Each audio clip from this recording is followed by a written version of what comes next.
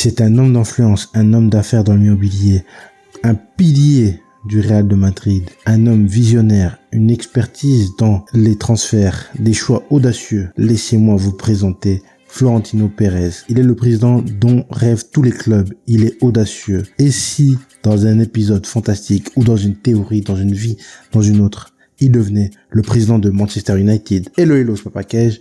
Bienvenue dans cet nouvel épisode de Football Fantasy.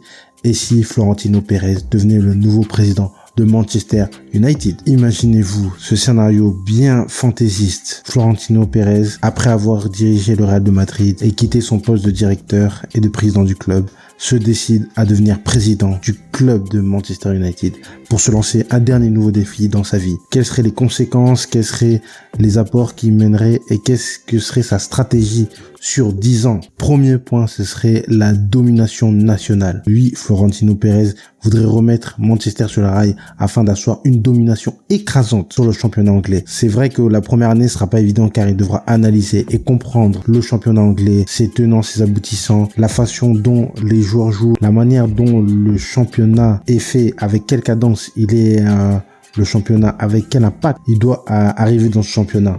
Et pour ça, la première chose qu'il va faire, ce serait le développement des jeunes talents, la collaboration avec des entraîneurs de renom et un recrutement de qualité. Mais pour ça, la première des choses aussi sur laquelle il va investir, c'est l'investissement dans les infrastructures. On le sait tous, ce dont se plaignait Cristiano Ronaldo, les infrastructures qui n'ont pas changé et qui sont restées très vieilles, voire très dépassées, encore dans les années, bloquées dans les années 90, 2000. Et là, avec Florentino Pérez, on passerait à une étape supérieure en un plan de 2 ans, voire 3 ans maximum. Changement de toutes les infrastructures. Ce sera à base d'une révolution sur le stade, la technologie de pointe, les installations de classe mondiale et aussi sur le staff technique avec tout le changement, c'est-à-dire avec l'équipe qui s'occupe que ce soit le préparateur physique, que ce soit les médecins, que ce soit aussi les appareils pour le repos, tout changera. Un investissement sur 2 à 3 ans, le connaissant, parce qu'on a dit que le projet c'était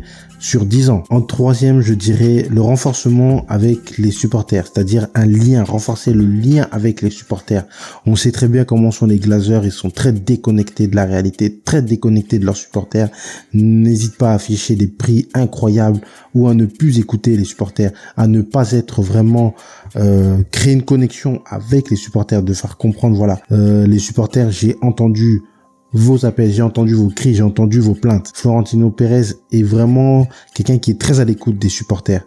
Et là, ce serait quelqu'un qui serait vraiment à l'écoute des supporters anglais et surtout des fans de Manchester United, que ce soit en Angleterre ou dans le monde entier. Ça, c'est quelque chose qu'on ne peut pas enlever à Florentino Pérez, c'est de toujours créer un lien avec les supporters. Et ça m'amène au point numéro 4, créer une institution. Oui, recréer une vraie institution à Manchester United, c'est-à-dire établir des règles précises, définies, afin que tout soit bien encadré, que ce soit dans le staff comme les joueurs. Parce que quand on regarde bien Real de Madrid, personne n'est au-dessus de l'institution. Voire l'institution est tellement respectée qu'elle est limite un peu vénérée, quoi. Et regardez bien à Manchester United, les joueurs sont décadents, ils font n'importe quoi. On retrouve des Rashford en boîte de nuit 2 fois d'affilée et qui n'a même pas peur de l'institution. Tandis qu'au Real de Madrid, on ne verrait jamais ça. Et du coup, Florentino Pérez, en venant à Manchester United, imposerait cette mentalité, imposerait le respect envers l'institut, envers l'écusson de Manchester United. Il réimposerait comme le respect qu'avait imposé Sir Ferguson quand il était entraîneur envers l'institution. Et on finit par le 5e point, le recrutement. Alors les scouts, déjà,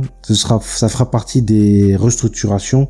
Donc du coup, il viendra avec son équipe technique, il viendra avec des recruteurs très en avance. Parce que quand on regarde bien le recrutement de Real de Madrid sur ces 10 dernières années, il y a quasiment peu de flops. À part Eden Hazard, il y a quasiment peu de flops.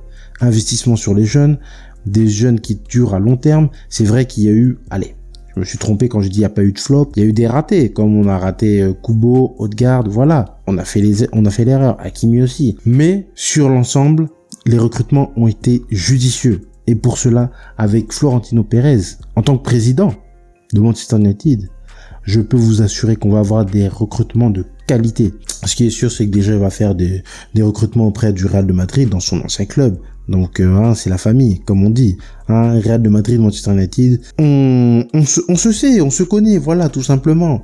Et là, ce sera des recrutements intensifs sur les jeunes et beaucoup de Brésiliens. On va pas se cacher, Florentino Pérez, il aime bien les Brésiliens, mais il prend des Brésiliens de qualité, des Brésiliens de type best player, Brésiliens sérieux player. J'en reparlerai bientôt dans une autre vidéo, vous comprendrez. Donc voilà, c'était tout, c'était mon épisode fantasy et si Florentino Pérez devenait le président de Manchester United.